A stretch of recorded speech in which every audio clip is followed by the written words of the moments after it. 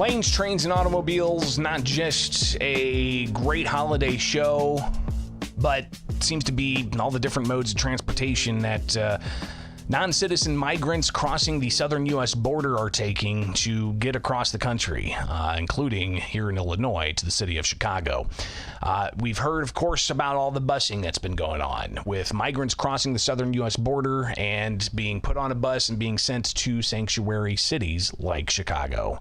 We've heard as well about the migrant flights that are being sent all across the country. Well, apparently yesterday, the first of such flights landed in the city of Chicago, according to Chicago media reports, and even getting quotes from the Texas governor saying that, well, if they want to crack down on buses and impound buses, it doesn't really show them being a welcoming city, so they're going to take a different approach and start sending flights full of these migrants in private planes to land at Chicago O'Hare airports. And so we're going to have to contend with that. But also, to even get across the southern U.S. border, trains have been used. And apparently now they've closed two major areas of train traffic along the El Paso and the, what's the other area? Eagle Pass area of Texas. And that's areas where you've got tens of thousands of people coming across a day. And when you talk about resources, Chicago obviously struggling with getting the right resources in place. Major concerns about not just where to put migrants, but also the health concerns that continue with migrants. And Chicago saying that a recent 5-year-old died not of an infectious disease, though they're still investigating that. And you had last night some people holding a memorial service for that 5-year-old, but there's still other concerns about sickness in these migrant facilities in Chicago. But Chicago's going after the bus companies, impounding a bus, and this seems to have led to Chicago now being recipient of migrant flights. But again, the train situation, if you follow me on X and the work that I do at the Center Square, you can go find this article about the business groups that are looking to ultimately reopen two major rail areas of the southern border.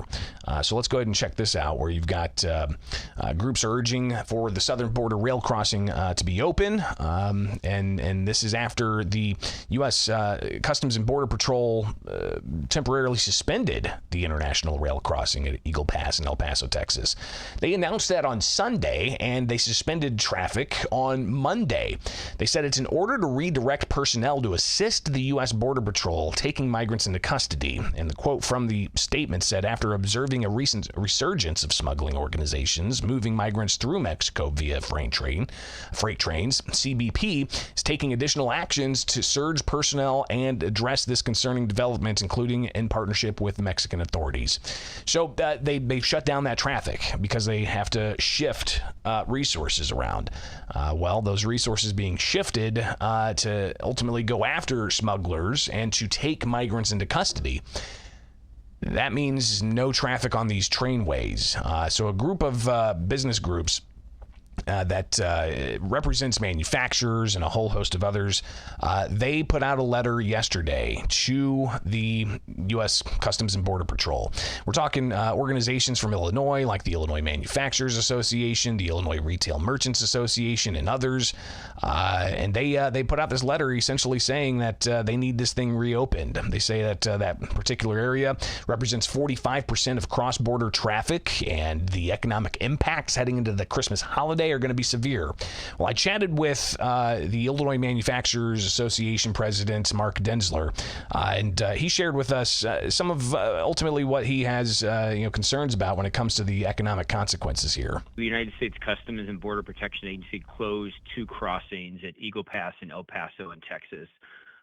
These are international rail border crossings for Union Pacific and BNSF railroads, where 45% of their rail traffic is transported to and from Mexico.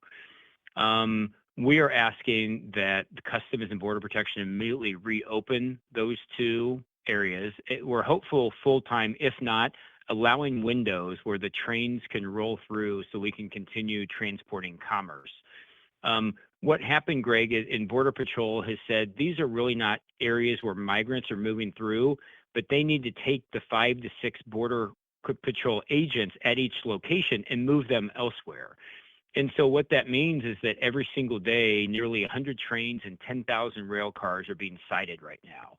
They're not accepting new shipments, so it's impacting, beverage, cement, chemicals, electronics, and more. And, we're a couple days before the Christmas holiday, and commerce is sitting still. And, so the IMA and nearly 20 state business organizations from around kind of Illinois running west have asked that Border Patrol open these rail crossings again so the flow of commerce will continue.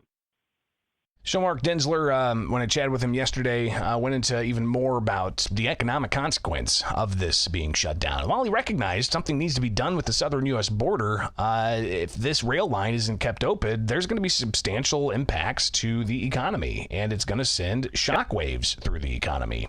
It certainly will. I mean, Greg, there's beer, for example, that's coming across the border sitting there, and people want to enjoy a cold frosty beverage may not be able to get it, but certainly you have some products, food products or grain potentially could spoil if it sits there too late. Americans who are looking for consumer products, who are looking to buy that electronic or that automobile may not be able to find it at their store because it's sitting right now. And again, it's these two entry points are nearly half of the rail shipped between the United States and Mexico. And as we know, Mexico is the largest trading partner with the United States. And when you look at Illinois, we're the fifth largest trading state in the United States and by far the largest in the Midwest.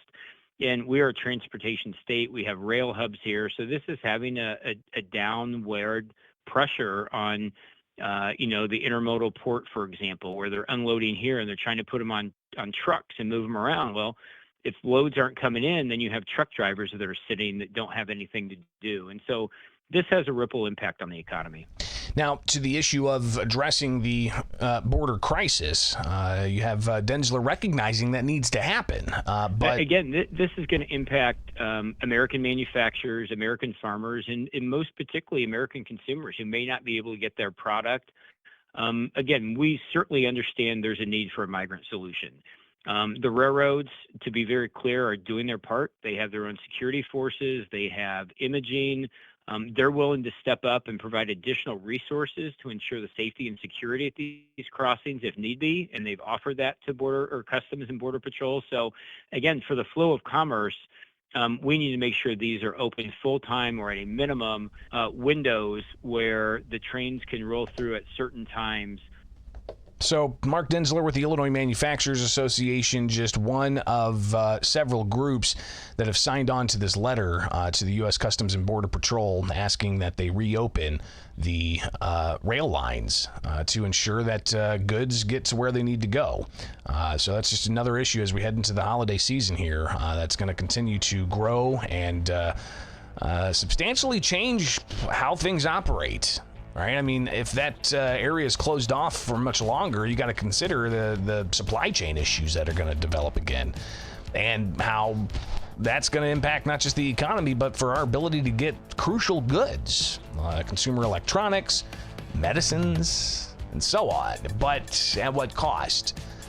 So obviously the ongoing migrant issue impacting various sectors, not just the bus traffic in Chicago, the air traffic, and the train traffic as well. So another one of those issues that we'll continue to track.